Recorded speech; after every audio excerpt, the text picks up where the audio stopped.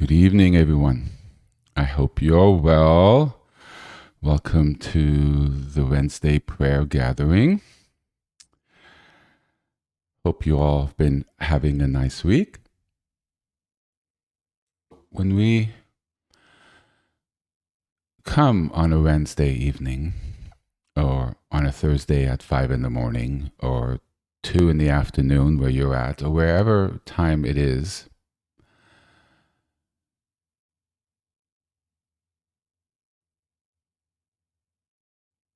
we come to touch in,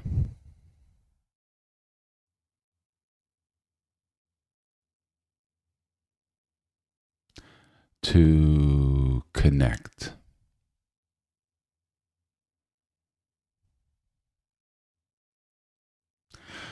And in our lives, we connect to a lot of things.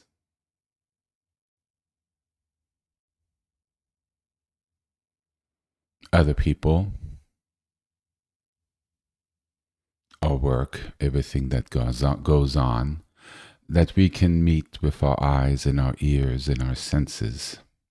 All our engagement, which is basically most of everything we do. But what we're connecting with is something transcendental.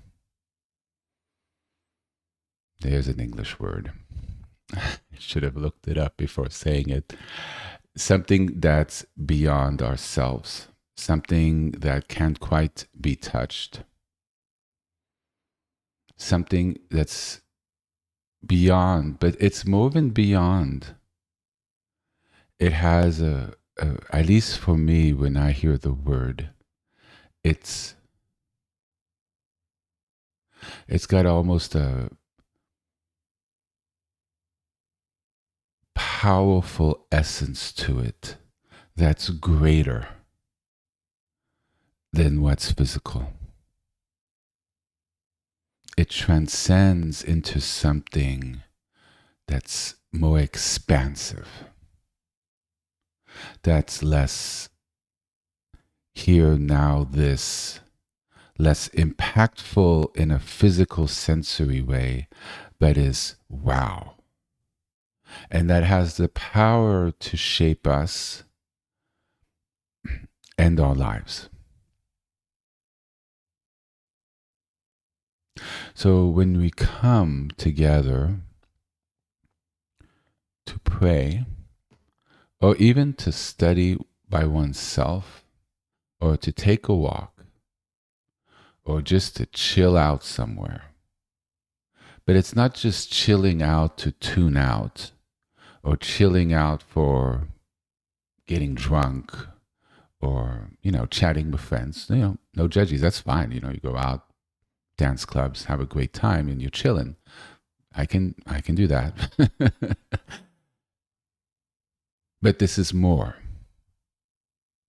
You go to connect with something that's beyond ourselves, yet because we can touch into it, it's also connected to us. Otherwise, we couldn't touch into it. It would sort of be out there. It would be conceptual. It would be something like, okay, this, like Mars, there it is, whatever, it's whatever. No. What's transcendental is as close to us as the air we breathe. The Shekhinah that flows to us is that telephone wire, that Wi-Fi signal that we are connected to. And so when we take the time, such as on a Wednesday evening, California time, we choose to allow the noise of our lives, the movement, the agitation, the worries, the relationships, everything, to subside, to go down. We allow things to settle. So we're able to connect something that is often I want to say buried, but it's not. Because it's in the noise, it's in the movement, it's in the claustrophobia. But to see it in all that and still be in that space takes a lot of practice. You're really at an intermediate level that's pretty solid if you're able to anchor there. And you're not even anchoring, you're riding a wave of movement. But it's so important, even if you are able to do that, to take the moment where the stillness lands. Because it is really a stillness that's landing. I feel the vibration in my little bedroom. The stillness has landed. My movement, my agitation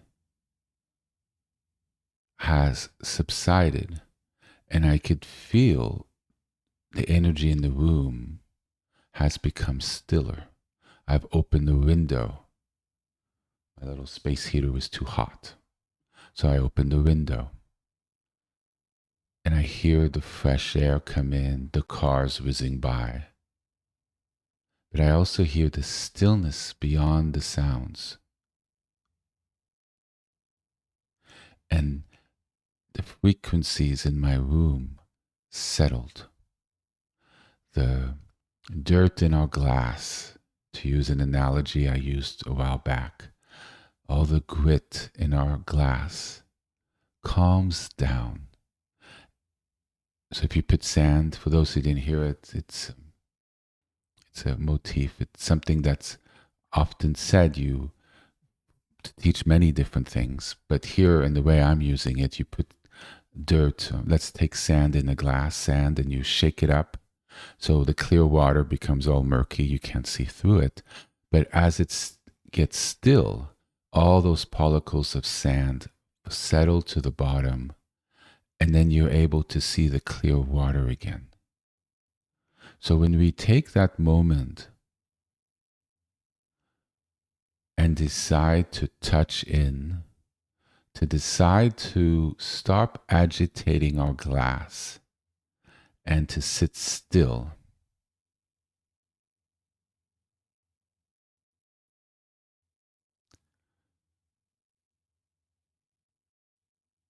to find a quiet place.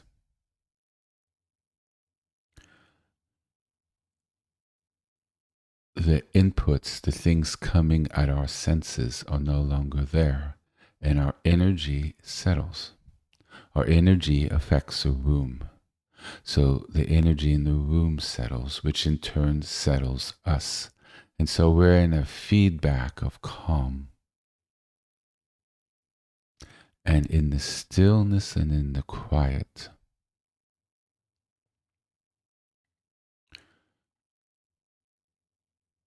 well, I'll just say what a lot of very devout mystics have said over the centuries. You can hear the voice of God. You hear the voice of the Shekhinah. You are able to touch in to what is beyond us, what is transcendent, that exists beyond and exists here. That's beyond a complete understanding, no matter how much you study. You could study the taste of water all you want, or the taste of Coca-Cola, or grape, or wine, but to taste it,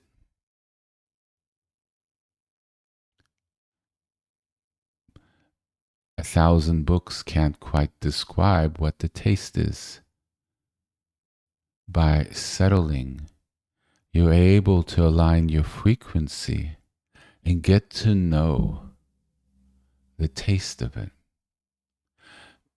You gain your ability to be able to bathe in it.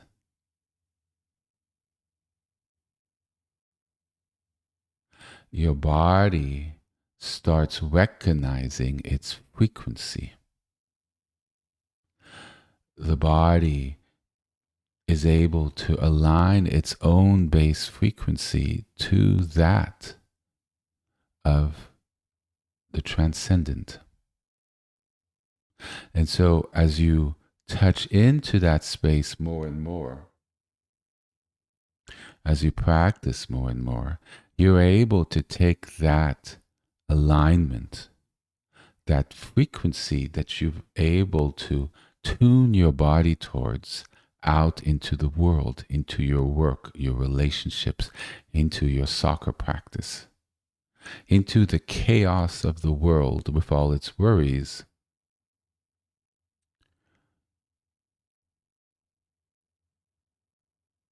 Because you know the radio station and you swam in it. And therefore, you're able to maintain it. Stability in that, stability of emotions and mind, a deeper anchoring, a deeper stillness in the movement, or in the world, in today's world, stillness in the crazy, yes. That would make you intermediate, at least, on the different levels. Because that's a certain level of attainment. And it comes from the decision to take the time to trust in, the time to touch into something that's beyond ourselves.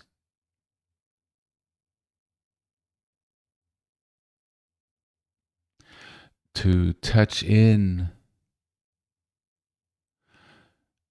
to the very core of what we are. So it's not just beyond ourselves, it is ourselves. We think it's beyond ourselves because we don't relate to it. But it's really what gives us life, and it's at the very core essence of what we are.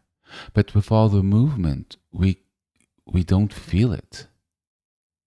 With the shaken glass, we can't see the bottom where that jewel is, because there's all these little sand particles everywhere, making everything murky. But as things settle, we're able to feel the radiance of these crystals, the radiance of the gold beneath. And they fill the glass, because things that kept us from resonating, from feeling them, from seeing it, have settled. And then things you couldn't understand, things that you, like the things I said, trust me, just leave your mind open, which I say often enough. And I guess I should say it for this: trust me, keep your mind open. You begin to realize, oh, this is what that was. Oh my gosh, I think I see it. Oh my, that was out there. But actually, it's not. It's actually, that's what it is. Oh, wow. And your whole perspective begins to switch. How you perceive things, how you perceive your life switches. It's a recalibration. Because we realized we weren't quite doing or functioning in what the reality was. As we discover what the ground we live from, the base, the essence of what reality is, what we realign our lives based on it, what our values are, how we choose to engage. It helps us improve. We get control over our emotions, our minds. We're able to have the wisdom that comes within us. How many times we're all caught up in something, right? Or we've perceived something a certain way because that's what we were brought up to believe. And then suddenly we see it in a whole different way and we have an aha moment. And we realize that we completely missed the solution, or we completely got caught up in something we didn't like, that we could have easily just dropped and walked away from if we had found the solution, or just decided that that's not something and just whatever was holding us there just fell away. And that necessarily didn't come from any divine force inside, but somehow our thinking patterns had shifted. Something broke through, something let go, something left, something came in. It gave a flexibility. Our minds become flexible and more open, not locked in. We're not locked into a fixed GPS. We realize all these exits on our freeway and overpasses, and we don't even have to be on the freeway. We could be on the side roads. And then if I continue my analogy, we don't even have to be on the freeway. We can be in an airplane. We could be in a jet. We could be in a starship. All these are different ways of living, different ways of perceiving our world, which lock us into certain paradigms. But paradigms can shift. Paradigm, Lord, how to define that? It's a way of perceiving the world. And it kind of locks you into how you act in that way, in relationship to how you perceive the world. It's a whole way of being, of acting, depending on how it's perceived. I think that's a good definition. I should really look these up. But I'm literally channeling this whole thing. I did not prepare this. So you're perceiving. So if the way you perceive the world changes, the whole world kind of shifts for you, even though it stays the same, because you see it in a different way. Your understanding changes, and therefore how you place yourself and act in it also changes. The importance of prayer, of mantra, of meditation is that it puts you firmly in the driver's seat, allows the noise, the sediment, the sand, the agitation, the chaos, the crazy to calm down, even for 15, 20, 30, 40 minutes. So something a little more clear can manifest. If only it's just a moment of calm to soothe the fires of everyday life. From a religious point of view, it connects us with our true selves in the Shekhinah, connects us closer to the source, God, and to the source of who and what we are.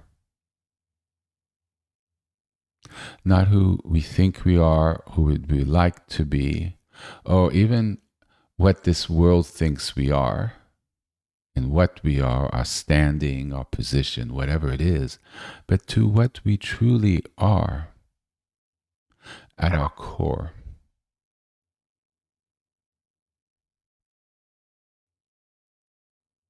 And everybody needs to come to an understanding of what that is, and to understand for themselves what they think it is. I'm sure I've spoken about what it is in the past, but ultimately, whatever I say or what books say it is quite irrelevant.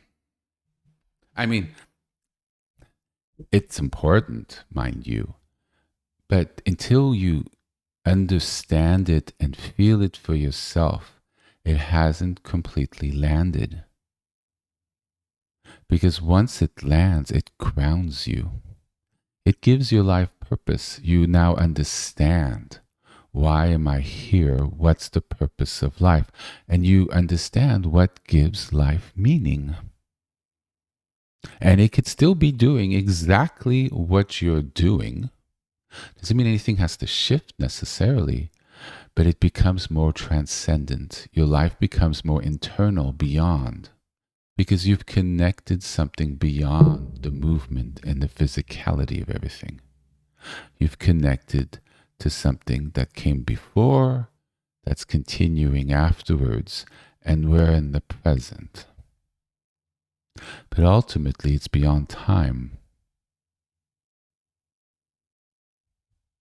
So as I look upon the candle burning on the candlestick, which I am loving, the stained glass little candle holder may go into semi-retirement for a while. This is really sending me. It's so simple.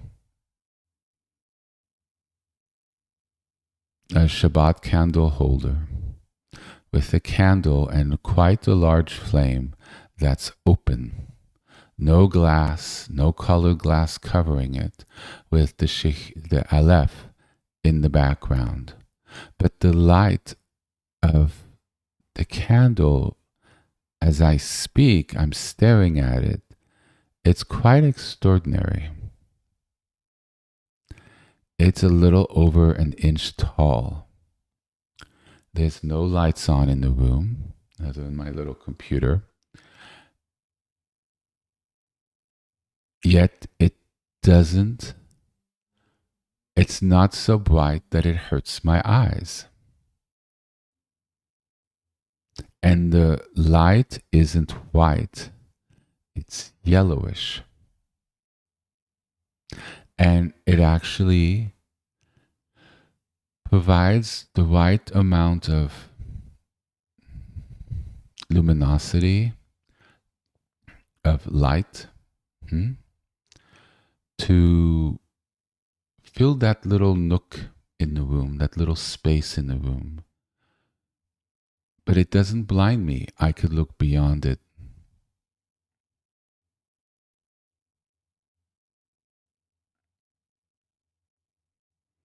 I guess I've really not looked into candles in a very long time, as I think as what I'm saying.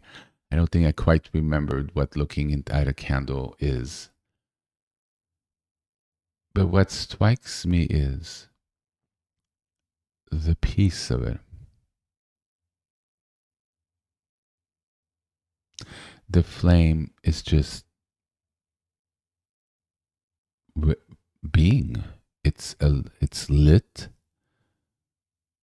and it's manifesting and it's very still. And yet it produces something that comes from it. The light, and I guess there's some heat, obviously, if you get too close.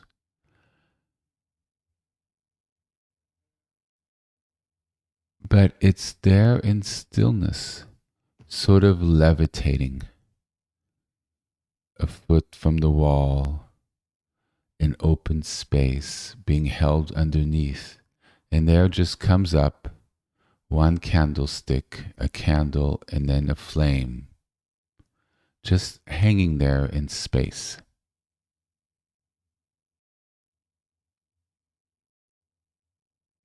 Open, luminous, still.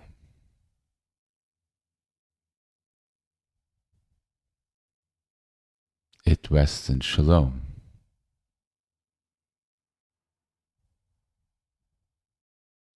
And so when we gather to pray on a Wednesday,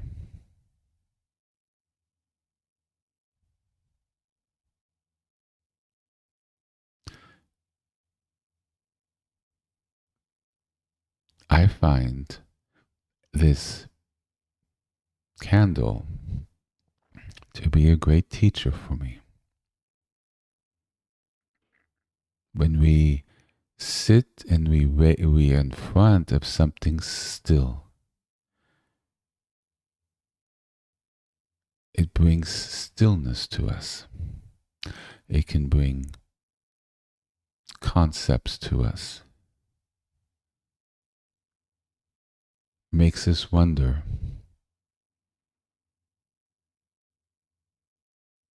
Maybe we can become the still flame out in the world, not disturbed, emanating, present, yet remaining still, luminous.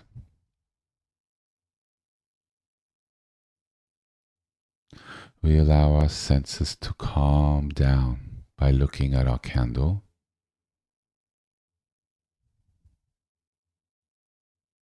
And for those who haven't lit theirs yet, I suggest you do. I guess I've launched right into the meditation practice. And we can rest there a little bit. So since we're discussing meditating with the body, working on bringing our physicality, our body into our practice, a lot of it, what it is having our body relax.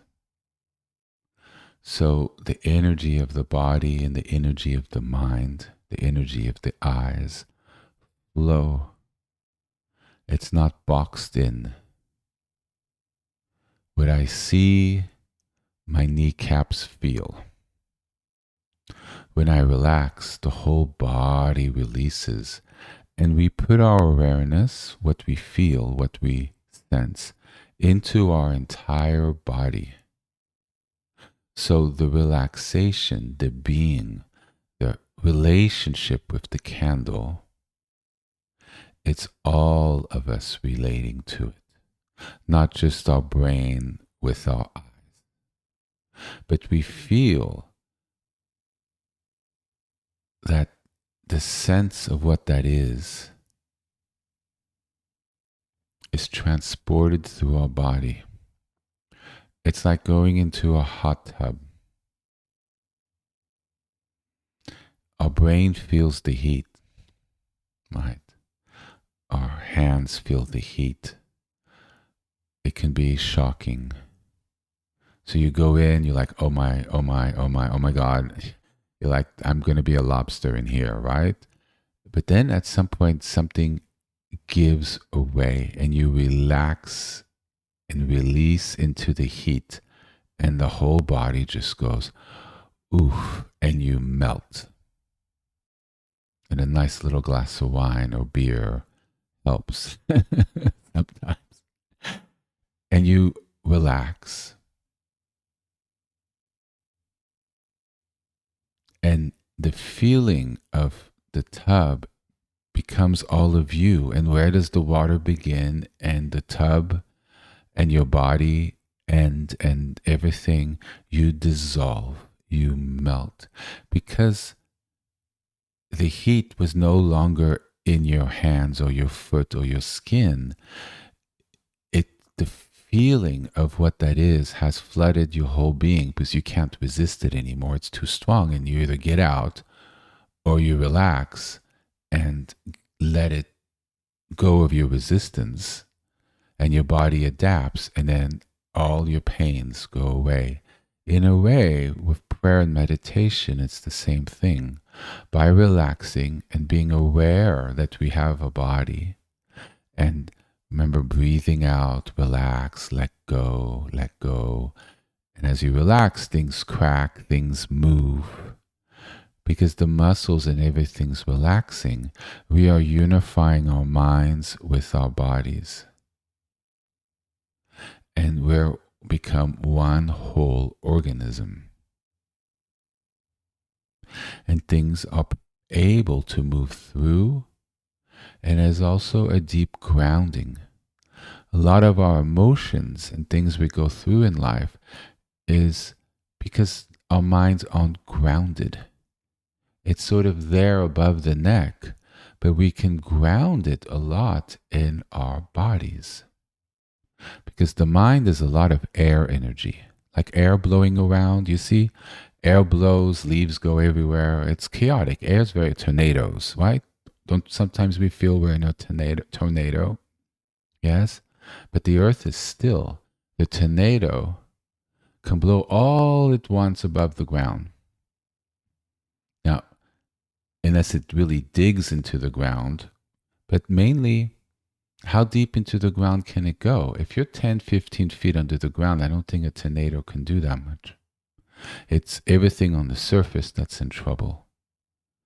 When we ground ourselves, we have something that could anchor the wind that's in our body. that fans the flames, so to speak. So when we take that moment on a Wednesday evening or whatever time it is for you, we invite stillness in. We invite the Shalom in.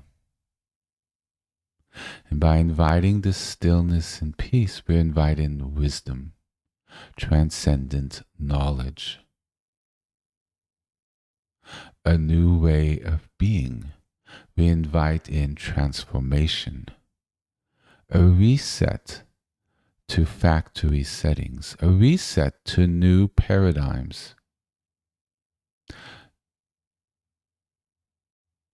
And it's an open door invitation to progressing along the path. Where things you like, okay, that's out there, I don't even know what to make of that. Suddenly you're like, oh my God, I understand what that was. Oh my God, I see it. Oh my, wow. You get those moments. And you realize a lot of the struggle at the beginning has sort of gone away because you found your sea legs.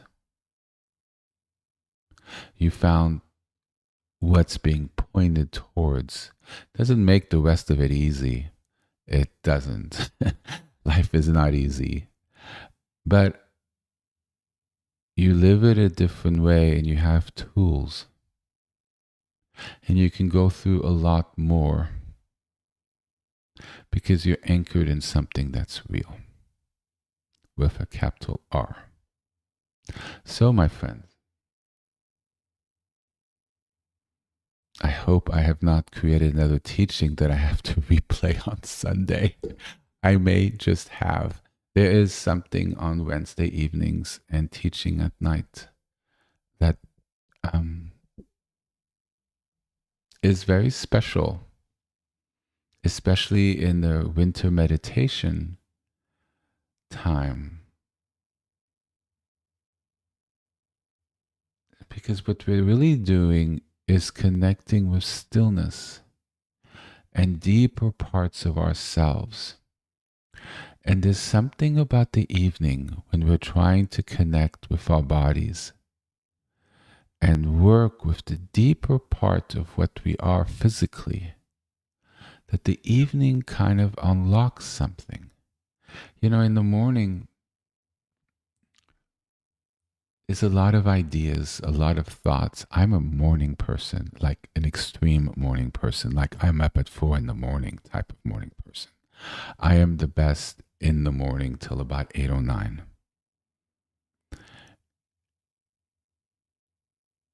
My brain functions the best. It's quiet outside. I see things. Things are clear before it's the best time. It's strong brain time. And a powerful time to pray as well.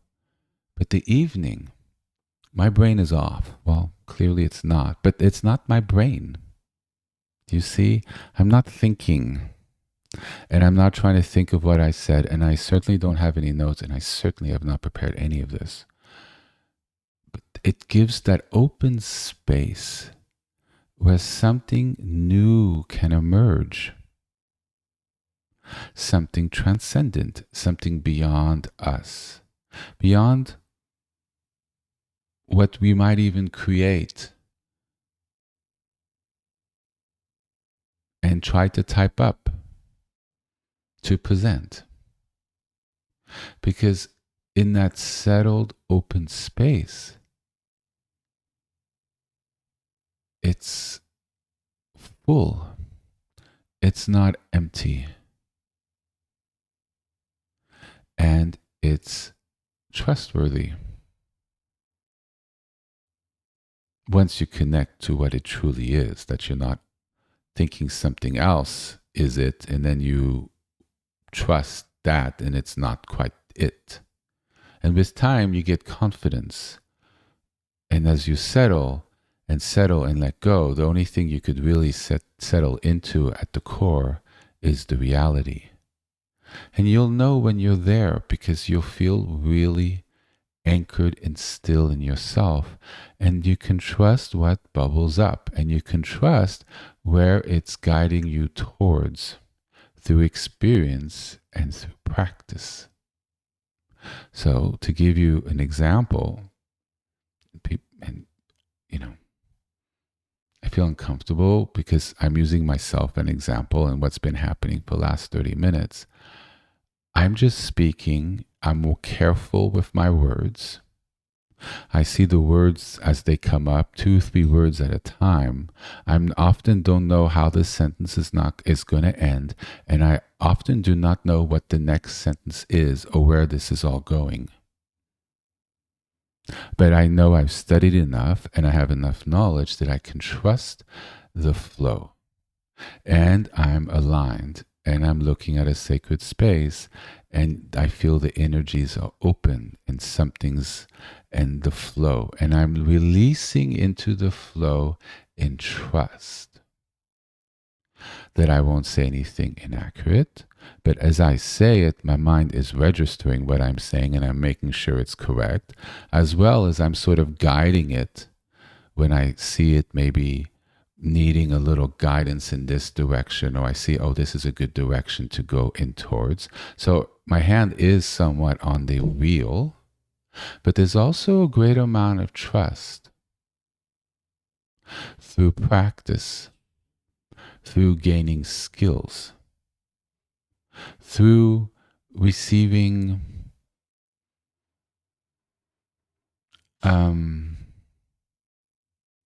what's the word? Confirmation that it's correct. By study, I'm all for studying. You have to have knowledge that you've learned. Otherwise, you could be way out there, and I've met a lot of people like that, and it is la la land. But also through your own understanding and practice. You learn your trade. As a doctor, lawyer, or whatever you are, at some point you go into the flow because you've learned enough of the knowledge that you're able to just go with it. And so it's a little bit like touching in now with our practice.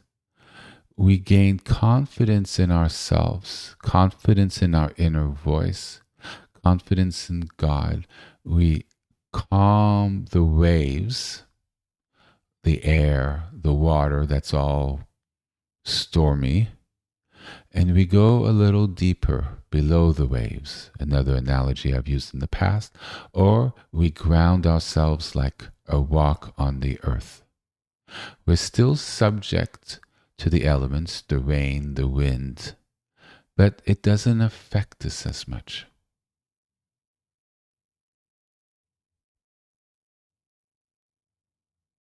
So interesting. I had a memory earlier this week. You can't make this stuff up. I haven't thought about this in a long time. So I've been given several names over the course of my life, religious names. And I just remembered one that was given to me over 20 years ago. And it's somebody I very respected who've been doing this since the 70s. And fortunate enough to be one of her students. And she gave me a name, Insight Mountain. And I said, oh, that's nice. And then she said, do you know what it means? And of course, she was really intelligent and a tough teacher. She says, what do you think it means? And I'm like, oh my God, I'm really on the spot. And I've just had barely a year's knowledge. And I'm like, I'm not going to get this. And she was a little bit like me. She was, let me say, a vivid teacher. And somewhat, but very polished too. So it was interesting. She said this word. She goes, a mountain doesn't move. It could snow on it. It could rain on it. Things can blow on it. Birds can shit on it. But it's still there.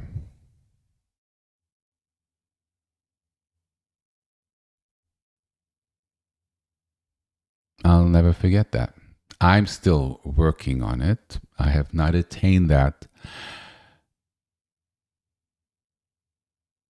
But our practice helps us to be the stillness in the storm, to be that mountain where people can shit on us, where it can rain on us and snow on us and blow on us. Everything that happens to a mountain, and somehow it remains in its stillness. And insight can flow from it because it's not perturbed. It's not agitated. It's grounded. At the time, I was everything but that, which is maybe why she gave me that name. It was a great gift. Very challenging time. I was a mess. And a lot of things pulling me in many different directions. But she saw something in me. And she guided me. And so in our practice, we settle. We look at the flame and we ask, what are you teaching me? I look at the Aleph and I see the presence of God. There, in the background, radiating through, saying, hello, I'm here. I'm always here. I'm always present. You can feel the energy if you choose to.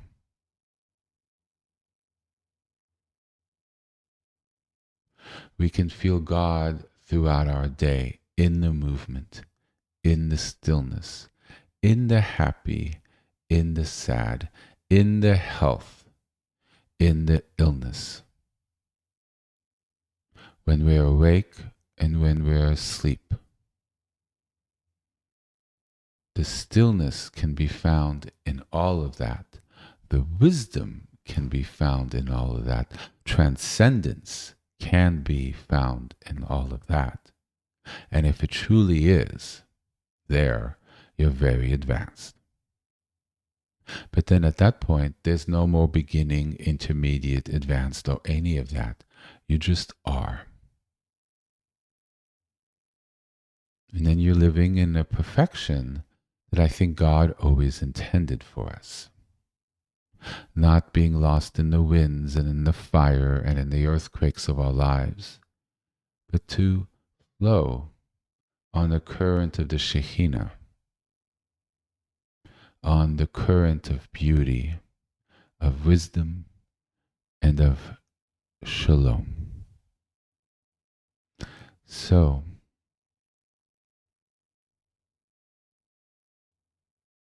why don't we take a couple minutes and then let's go surfing together. How about that, huh? And the water's going to be calm.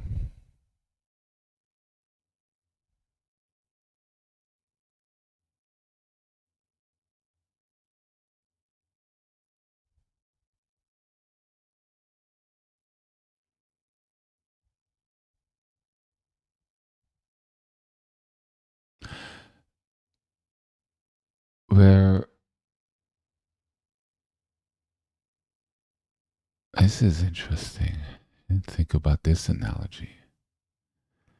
You know pools and backyards?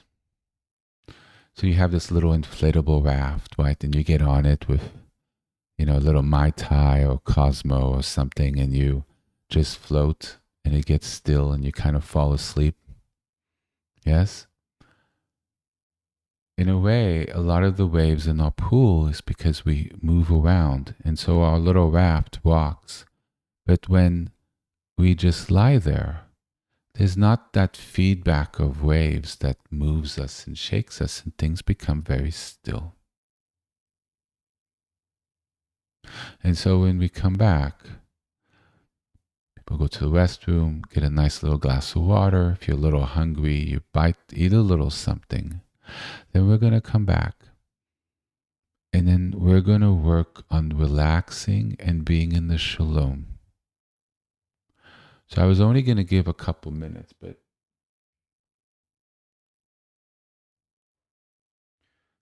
yeah, we'll do at least a good practice this evening. So let's do 10 minutes.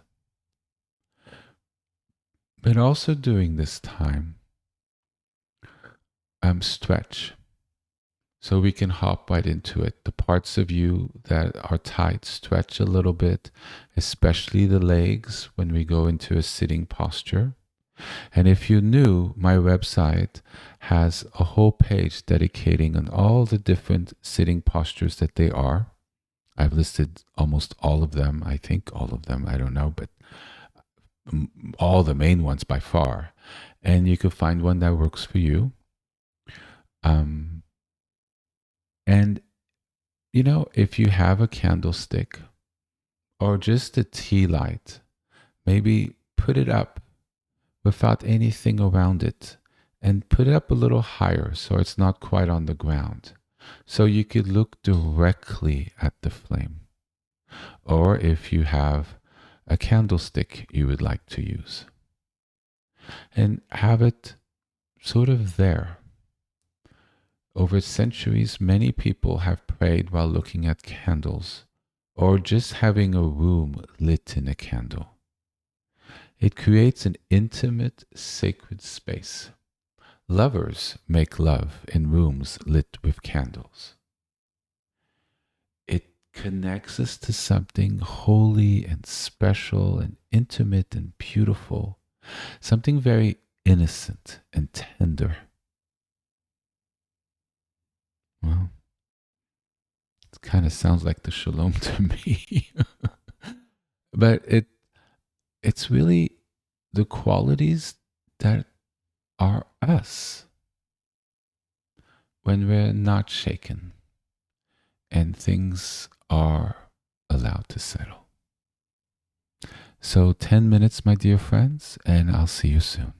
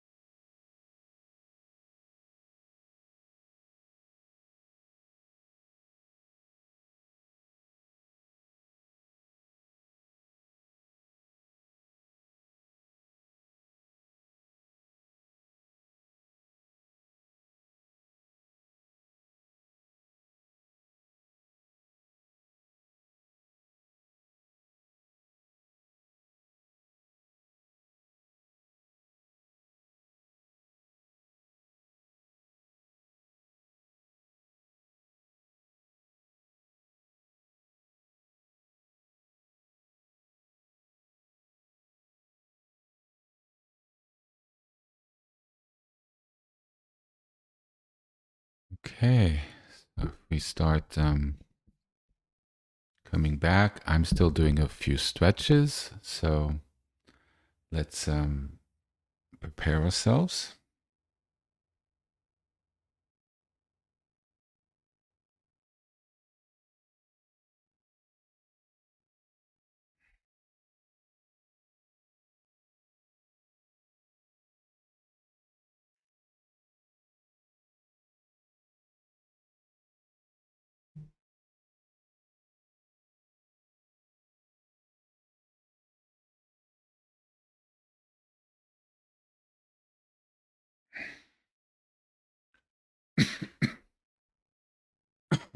Excuse me. I wanted to read to you something that I stumbled across when I was looking at my website on my phone. Now, with the miracles of modern technology, when I typed in Wisdom of the Shalom, which is the name of the website, it created an AI overview. And I read it, and I think I'd like to share what it says.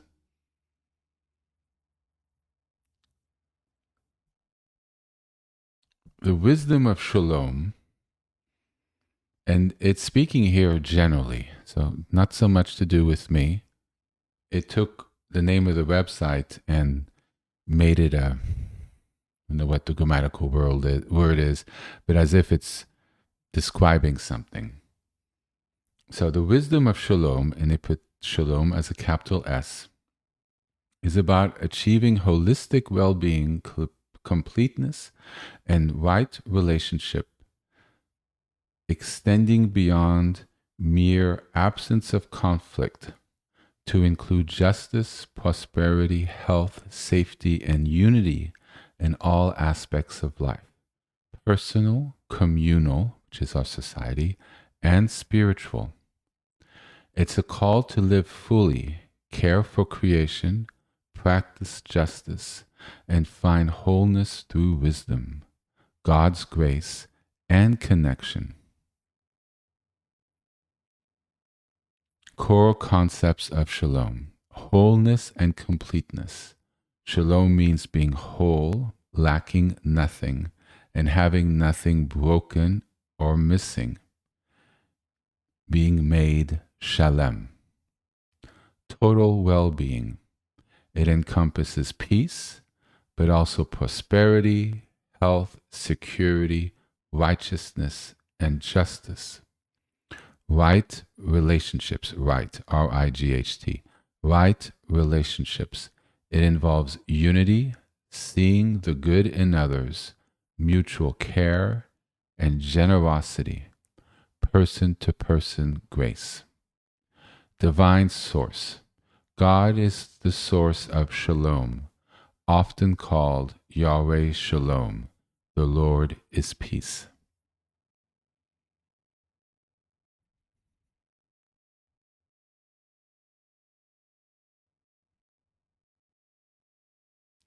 Wisdom and practice. Biblical wisdom.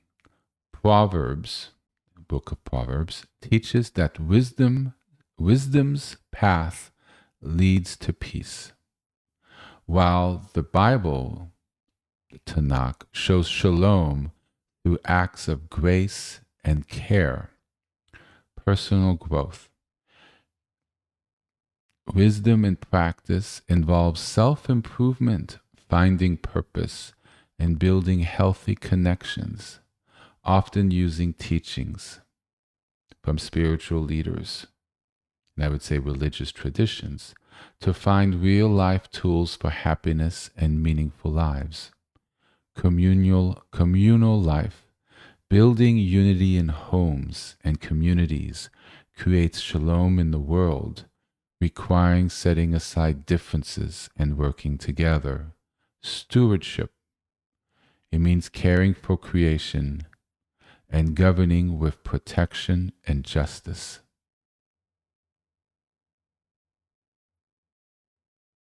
Applying the shalom. Practice rest. Seek justice, stewardship. Be a steward of creation and look to the total well-being of others, spiritual life, regarding God as the source, God all Father, following divine teachings, and live with integrity. In greetings, using shalom, meaning hello, goodbye, embodies the wish for wholeness and peace upon another. It's a form of blessing.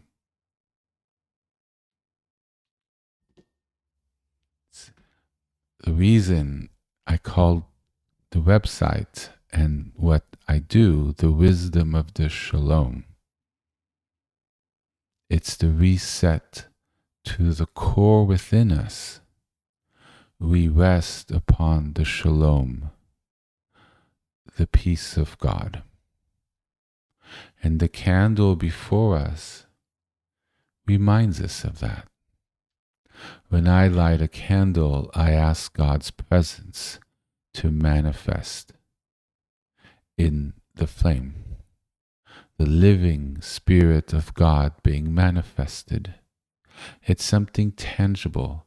It doesn't just become a light, doesn't just become a candle, but it's the Shekhinah alive in front of me, creating that sacred presence. In all spiritual traditions, there's always often candles. The stillness, the presence we have by having a prayer space with sacred objects on it. If you choose, you could print the Aleph picture, which is on the website, and print it out, and you have it on the wall behind the Aleph, the essence of what God is. Given many teachings on it there on the website if you're not familiar with it, but it's basically the symbol of the essence of God. And Aleph has no sound. It's a letter that has no sound.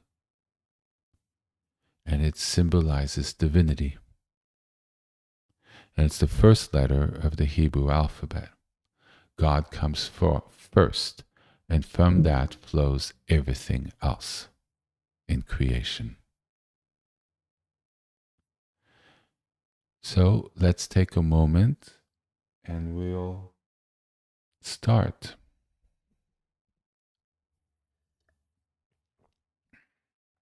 I think we'll do the same as last week.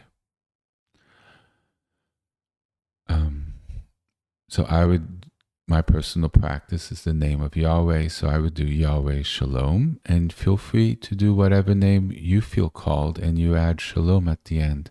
And as you're reciting, well, there's two ways we can do it. You can do it the mantra way.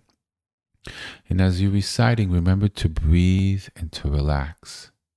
It's not the number of times you repeat it. It's not how fast you repeat it or how slow you repeat it. It's being able to rest and allow that energy to soften you. And you remember to breathe and let go and relax so the tension can leave your body. As you look upon your prayer space, you open your mind, open your body, and allow that energy to flow. And be open and receptive with no agenda on what may happen, what you wish to achieve, or any worries that you can't do it, or you won't hold, whatever. You let go of all of everything and you simply do it. And if your mind strays, you bring your mind back. You can also stare at the candle and relax and keep your intention on the candle. It's a light focus. You're not lasering focus on the candle. It's a soft, open gaze. And your awareness rests on the candle and you relax yourself and you open while having a soft gaze on the object of your meditation, which in this case is the candle. But because we start with a prayer, and because we start with an intention and we ground ourselves, if you're religious, in God, just staring at the candle becomes more than a practice of meditation. It becomes divine practice because the container, the space we've created with our intention, we've brought in the divine element. So we have those blessings, and the practice becomes much more. It becomes a connection to what's transcendent, a connection to God. The open space we create isn't any longer an open space. It becomes much more than that. And we can have confidence to relax in that. And we have a curiosity, curiosity to see what may emerge, what we may feel, different ways of, oh my gosh, I felt something expansive, something big, and my mind opened. I didn't feel like I was locked in. Suddenly I felt I was able to breathe. Or I could feel the room more.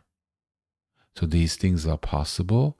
And you also could feel other things, such as your inner voice becomes a little louder. You understand and see things differently. You may feel a certain Shekhinah presence that you can relate to. In the stillness, a lot can be found. And you could do a mixture of both. Some of the mantra practice, then you rest softly looking at the flame, or you do both. You look at the flame as you're doing the practice, as you open into the room, and as you relax. All of them at the same time, which is actually, in many ways, the easiest to do because you're anchoring your eyesight on the flame softly, even for me with the Aleph in the background.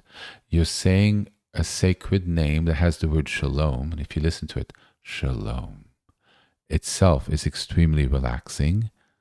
We see what the word means.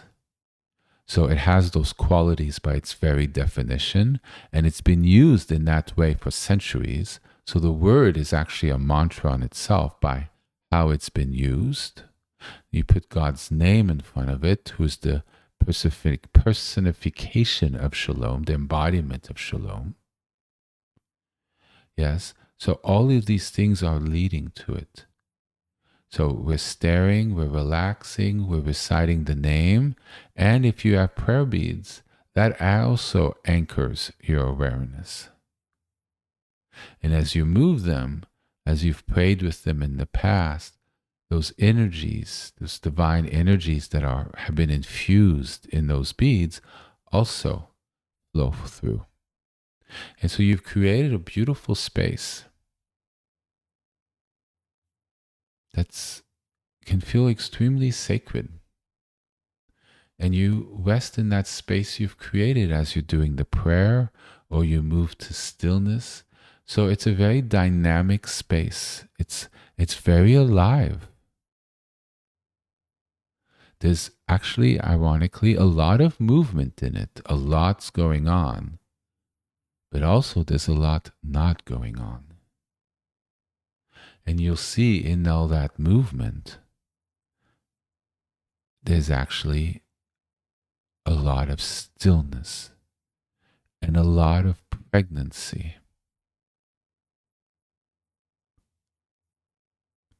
A lot can be given birth from that space. So in a way, you make it what you like it to be.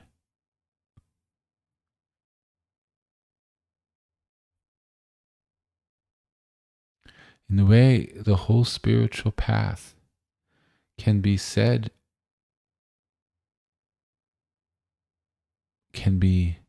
described as learning and gaining the ability, excuse me, of learning and gaining the ability to rest in the Shalom in ever deeper ways. So, as always, we will start with the Shema. Oh, I wanted to say, so if you're not religious, then you want to just, you rest in the space of the peace, of kindness.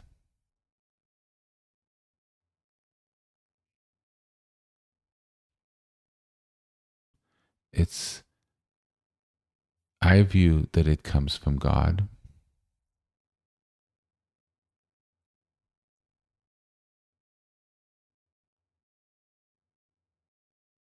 but we aim towards it.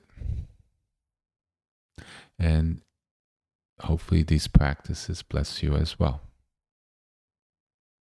So I will be doing Yahweh Shalom.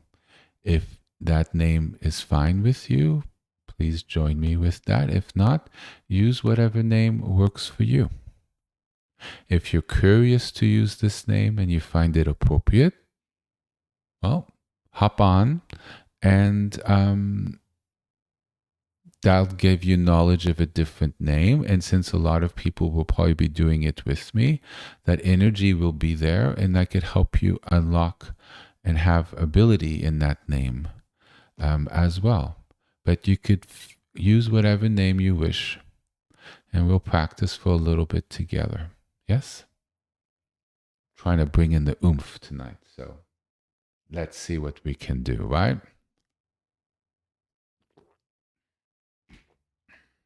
Now my legs are asleep again. Hold on. I just sit on a thin little towel on the hardwood floor, so it doesn't take much for my ankles to fall asleep.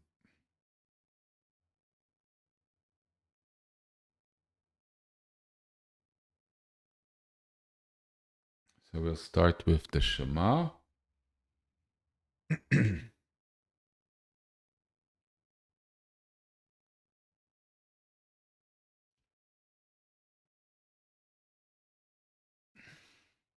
Oh, I also wanted to say, look, as you're doing practice for periods of time, especially mantra, you could switch your position around. It's not to hold it when you're in pain. That is not it at all. You can shift. And sometimes when you're in the zone, you don't have to necessarily keep the best posture either. The importance is you kind of try to remain in that pocket of your practice. You'll feel with time there's a sort of energetic current that you get into, and you maintain a posture where you can stay in that current. And sometimes I just wanted to share, you can have, I don't know how to describe this. Well, you have your feet out in front of you on your heels, right? I don't know what this is called. And then you have your arms around your kneecap in a way, and your hands kind of in the middle. You see that sort of posture where your legs aren't extended, but they're not up against you, sort of halfway there, and you're nice and comfortable. It's a very comfortable posture. If you look at your spine, right, and I guess your kneecaps are next to your elbows. You see what I'm trying to describe? The back is somewhat straight. It's a little curved, whatever. It doesn't need to be always perfect. And from that space, if you're doing mantras, you can still do the beads in front of you. Do you see? So there's a way to kind of shift and move. The practice is what's important. Perfect posture helps with the movement of energy, and it's very good to definitely start with it. But once the body relaxes into the flow of energy, you can shift a little bit while still remaining in alignment, even if the posture is not perfect, because it's like the energy is already flowing. You know what I mean? It's flowing, and therefore it doesn't all have to be perfect. The importance is to have a comfortable position where you can do your practice, where your attention is not pulled to pain or discomfort, or this is not comfortable. So moving to different areas, different ways of sitting, but you could still practice. Ultimately, it takes a while to get there, and it takes a while of working with your energy channels to get there. Any posture is aligned. Yes? That is not to say that you say that and any posture is aligned and it becomes so and therefore it is. That's 1970s crazy. Huh? It means as you develop your abilities, you get to a place in you with what you've achieved that energy flows regardless of any position you're in. But it's like you've worked up to running a marathon, therefore you can run a marathon. It doesn't mean, oh, a marathon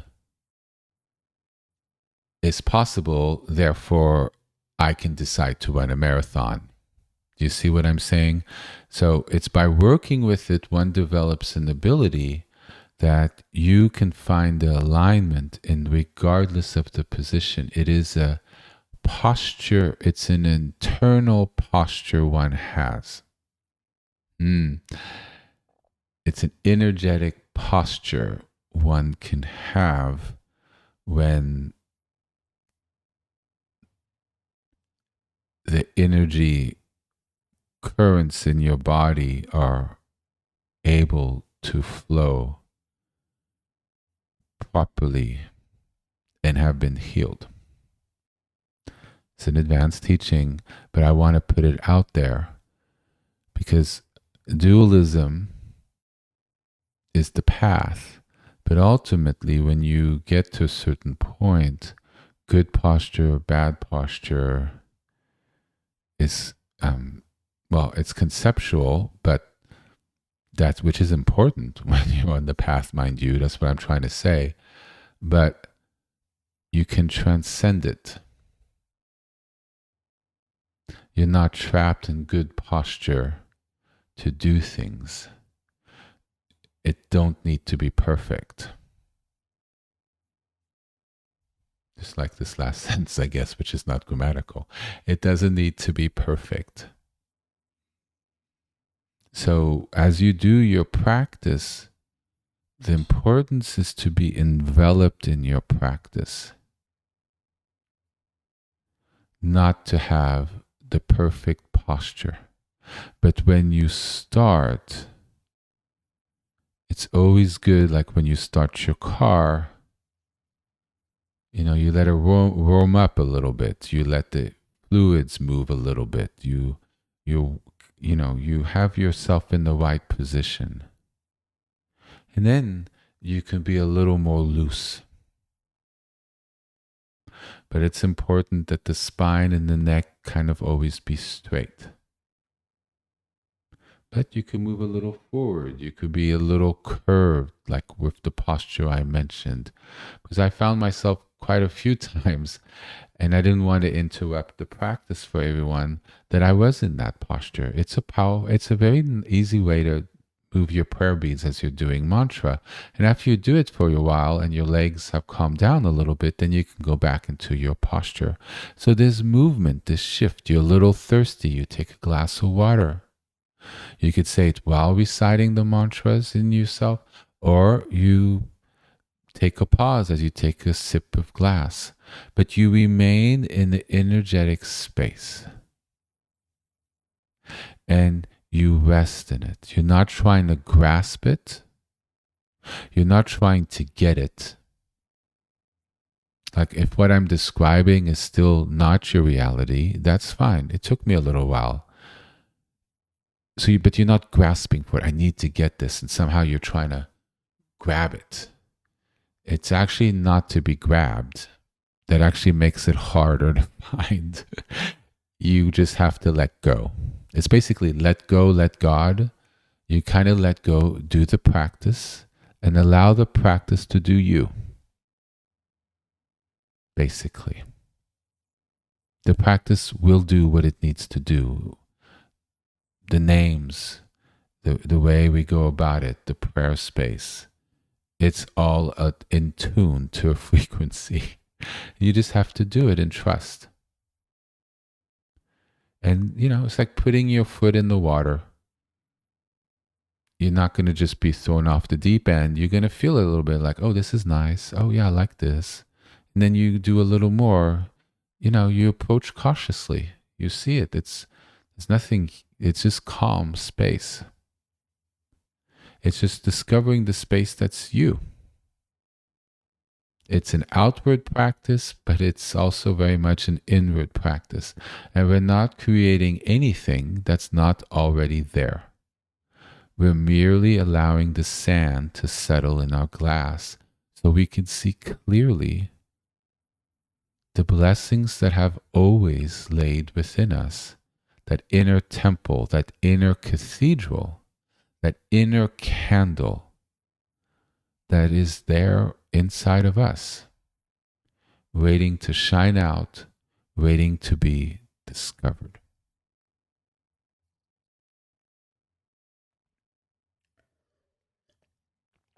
All right, let's do the Shema.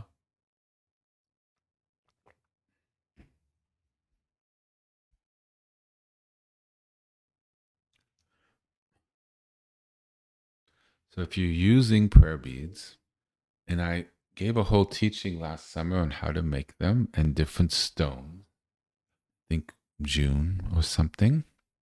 It's all on the YouTube channel. You could find out how to make them if that's something that interests you.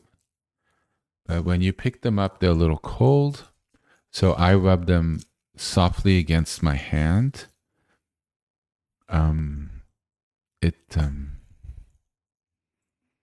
Our hands have the energy of life in it because we emanate energy.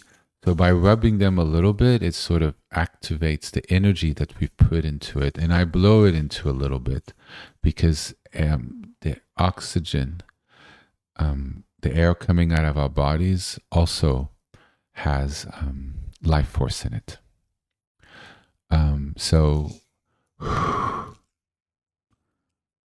And it's a good way of reconnecting with a spiritual tool before you start. And if you hold it in your hand as you do the Shema, then the blessing of the Shema enters into the beads. You see? When you do the mantra with the beads in your hands, the mantra enters into the beads. I like stones. Why? Because stones, like turquoise, citrine, lapis lazuli, the stones, I gave reference to a book where you could find them, have an ability to hold energy. They have their own energy, and some stones have quite their own energy, but there's stones like quartz that are very open to whatever energy you put in them. So by saying the name of God, it blesses it and also infuses it with the mantra you're using and the blessings of God. And therefore, when you practice with it, it helps you in your practice because it literally holds those frequencies in the stone. Yes, it is real. Yes, take my word for it until you discover it for yourself. And so you have that as a tool. It's a tool. It becomes a sacred tool because of the practice you've done with it and because of the energies of God from your mantras and his sacred names that have gone into it. So you treat it with respect. but it also helps line you up. The other day, I didn't feel very well. So I took my prayer beads and I put it over my heart and let it rest in the middle of my body when I was lying down. And what I was feeling left within 30 seconds. I felt all the energy shift almost immediately. That is not just those beads. I'm sorry, that stone can't quite fully do that, at least not that fast. And that's the power of infusing a stone. Somebody's ill, you lend them your beads. Somebody you trust, because your beads become very dear to you. Somebody in the hospital, you come visit them, you say, why don't you hold this? It becomes a spiritual tool. You feel off center. You're having a really bad day. Well, maybe you string it around your arm, or you put it around your neck, or you hold on to it as you move around. You really stick in bed. You bring it in bed with you. You sleep on top of it. Sacred, yes, but it's also meant to be used. And if you need to sleep on top of it so your body's against it so you feel better, then that's what you do. If your foot is hurt, you put it against your foot, even though it's your foot. Do you see? So it's bringing all these things together, making use of candles, of pictures, of the quiet spaces of night, through the sacred minerals and elements that God has provided, different stones that have different qualities. Yes, different stones have different qualities. It is not BS, it's real. I gave reference to a book that describes different ones, and I found them to be very accurate. I didn't used to believe in these things. Now I do, because it's come out to be true. So we bring these things into our practice as help. Walking this world and trying to walk it in shalom is not easy, especially in today's world. So the practices, the names, beads, teachings are a blessing. They help us. They give us something to lean on, something to encourage us and to help us build us up, get us a little better than we otherwise could be by ourselves on that particular day or in that particular moment. Help us move and make the right decisions in the right way. All right. So I have my prayer beads in hand, and we're going to do the Shema. So feel free to say it with me if you wish. I hope I am on key today. Let us see.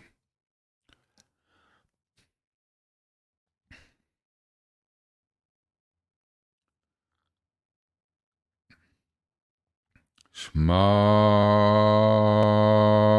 Israel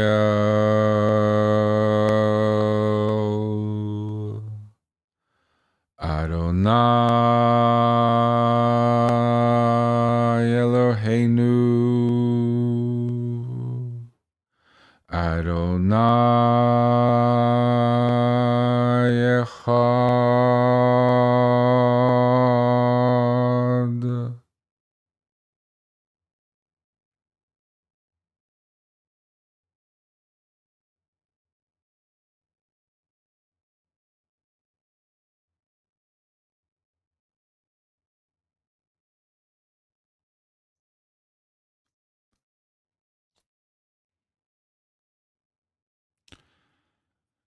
Yahweh Shalom, Yahweh Shalom, Yahweh Shalom, Yahweh Shalom.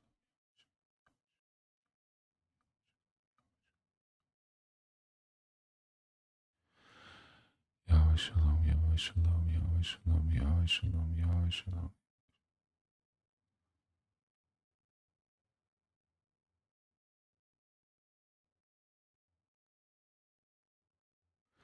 Yahweh Shalom, Yahweh Shalom, Yahweh Shalom, Yahweh Shalom, Yahweh Shalom, Yahweh Shalom. Shalom, Shalom, Shalom, Yahweh Shalom.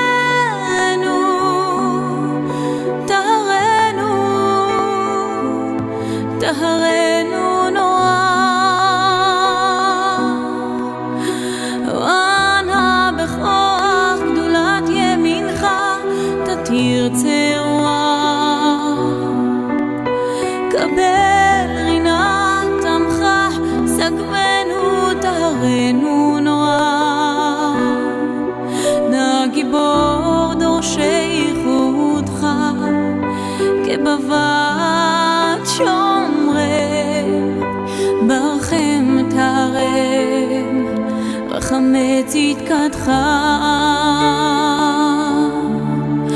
תמיד גומלם חסין קדוש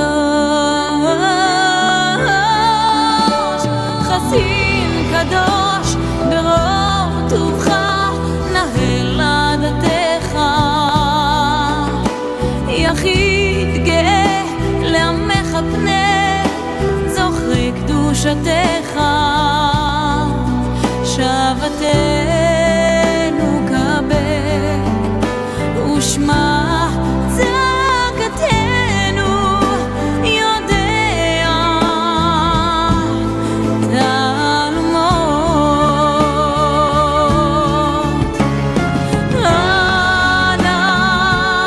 אנא בכך גאולת ימינך תרצה רוח קבל רינות עמך עסק בנו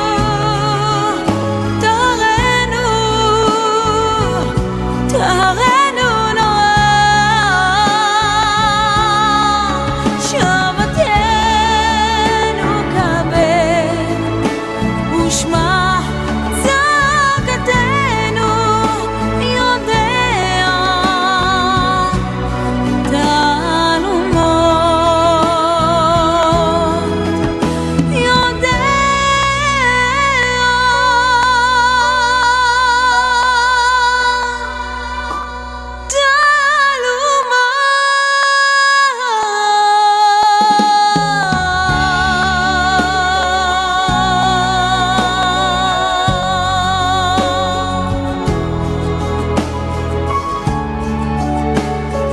ברוך שם כבוד מלכותו לעולם ועד.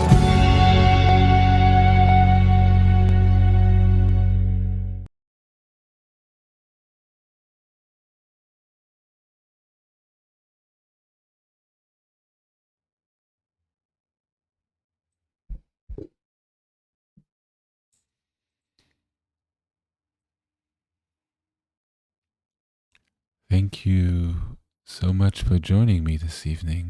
It's been a pleasure with you all. I hope you had a wonderful practice. And I send you my best wishes for the remainder of the week. Have a wonderful evening. Bye-bye.